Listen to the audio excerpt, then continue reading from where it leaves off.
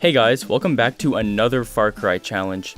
As you can probably tell either from the title or the painful footage that you're currently witnessing, I'm gonna see if you can beat Far Cry 2 with only broken guns. Maybe a more accurate title is Rusty Guns, but Broken Guns sounds better, so here we are. For those of you who don't know, in Far Cry 2, your guns degrade and eventually they explode in your fucking face after suffering through too much tough love.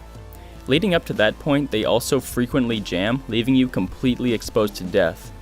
Rocket launchers don't jam, but the rockets will decide to go AWOL, which is inconvenient as fuck. Before I started the challenge, I made two rules for myself. The first was that I could only use a gun if it was clearly rusty and dirty. Enemies always carry guns like this, so that was my main source of obtaining weapons. Unless I found them laying around, which was pretty rare. The second rule was that once I picked up a weapon, I had to use it until the gun broke, and that way I couldn't just keep exchanging weapons and lose the risk of something horribly wrong happening in the middle of combat. Anyway, let's get right into the challenge. The game begins with a long ass drive, some people not following the rules of gravity. Nobody follows the rules anymore. We saw some kangaroos, malaria attacks my fucking dick. My ears start to bleed as I sit through bad voice acting. Do you understand what I'm saying? Nobody kills me. Nobody. I get shot and killed, and now the challenge could properly start. I already ran into my first problem of the challenge. I had to use shiny, clean guns. They were so nice and beautiful, and I was utterly disgusted. Apparently, premium low-grade garbage is too much to ask for. My first task was to kill some dudes, but I wasn't too keen on failing the challenge right now.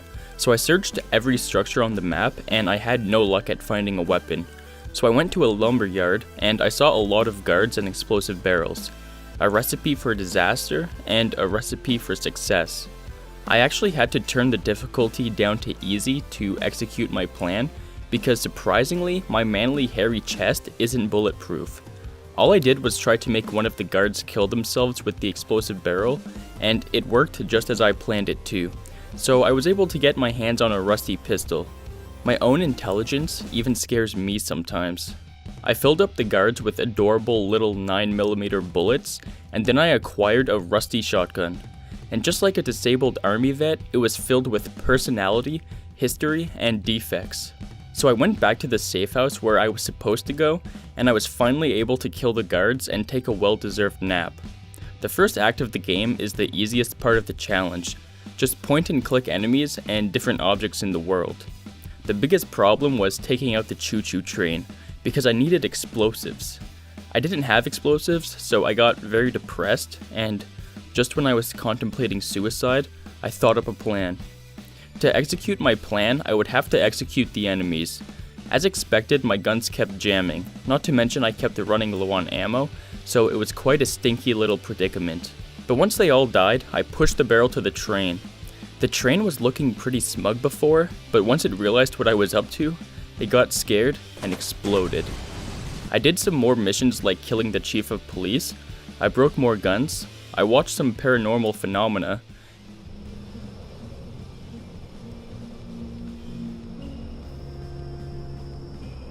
and then I talked to Ruben over the phone. He said he's going to subscribe to my channel and leave a like and a comment on the video, and he urges you guys to do so too. He also said I had to choose between helping my fellow mercenaries or help the dude at the church.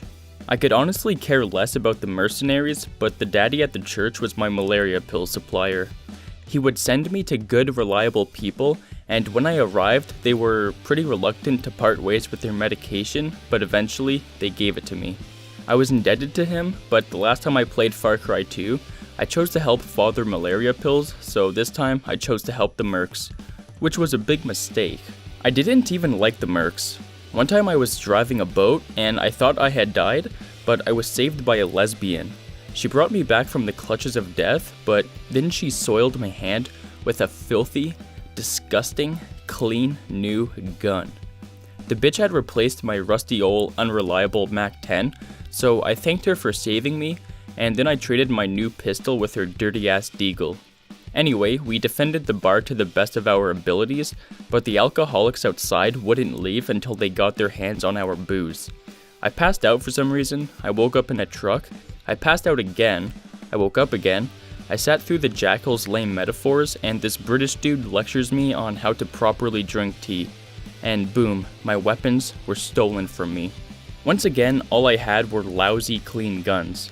This was very troublesome because of course I ran into a couple of dudes who wanted to kill me for no reason. I couldn't fight back, and my car had been totaled, so I ran away, I circled around the rocks, stole their car, and set off to find a rusty gun. My first thought was to get to the safe house and see if there was a rusty gun inside one of them, because I remembered seeing one with my moist eyeballs a while ago. The first safe house was empty and I was getting worried, but after 10 more minutes of searching, I found another safe house and voila, there was a rusty old rocket launcher. Now I could use it to blow someone up and get their guns. Not that I really needed to though, because when I was driving through town, I randomly heard someone in distress. So I went to check it out and the dude was just dead. Maybe he had a heart attack or something, but either way, now I had a full arsenal of rusty guns. At this point I was now in Act 2 and the second map was open to me. My first mission was to help escort a boat full of guns. I had more trouble with this mission than I did finding the courage to shit in a public restroom because I had to focus on defending myself, repairing the boat, unjamming my weapons, and I had to do it all with a shotgun, which was the worst primary weapon I could have been using in this situation. I had my rocket launcher, which was good for taking out the mortar dudes, because they were the biggest reason why the boat kept getting fucked up. However, the rocket launcher was unreliable. It seemed to mess up more than it actually worked, and if all that wasn't enough, they also destroyed my ammo supply, and my shotgun broke, so I was left with only a pistol. Luckily, the boat had just made it to the dock, so I got the fuck out of there and left poor Marty behind. It was a miracle that I actually got through this section with a pistol to spare. If my pistol and rocket launcher would have broke on the boat, then I would have been defenseless. So I had a mid-challenge crisis.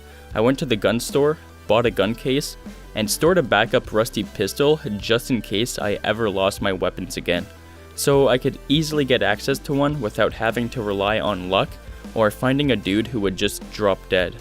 I did some more bitch work for the UFLL and APR, like sneaking into a dude's camp to kill him. And when I found his hut, it was clear that he had the high ground. He had an intimidating aura of superiority, but unfortunately, auras can't deflect bullets. Afterwards, I had to destroy a generator that allowed the UFLL to broadcast their new hit single over the airwaves. It was a song so catchy that Oliver and the tea-drinking Brit couldn't stop vibing to it, so off I went. I snuck into their camp quite easily. Maybe all the soldiers went to Betty by and were having a good nap, but then this dude had to go and shoot a rocket and wake everyone up with the explosion. Though he was the only one to notice me, so I could figure out how to deal with the generator in peace. Apparently, I needed explosives to destroy it. Explosives my dick, I had a shitty rifle. All I had to do was park a car beside the Jenny and use my rifle to eat the car's fucking ass and make it blow up. I used all of my sniper rounds, and then my deagle broke after only one magazine had been emptied into the car. And that's when I remembered that I had a rocket launcher. To be fair, it had been 2 hours since the boat mission, so naturally, I forgot about it, but I blew it up with the rocket launcher, did some target practice, drove out of there, and beat the mission. A few more missions later, and I ended up in jail. The Jackal had framed me for the murder of the UFLL's leader. I tried to tell the guards I was only there to get some diamonds and perform necrophilia, but they just ignored me. This must be how it feels to be an astrology bitch. My guns had been taken away again, but I still had my foot, so I broke out of my cell and found some stupid, useless, brand new guns. And not one of them had a single piece of dirt or rust on it. I was about to leave, but I couldn't leave without Marty. I don't care about him, but I wanted to see if he would break out with me and kill some guards. Hopefully then I could get a rusty gun. His cell was guarded by some soldiers, and since I couldn't kill them, I ran past them. I ran by so fast that they didn't even realize I was there.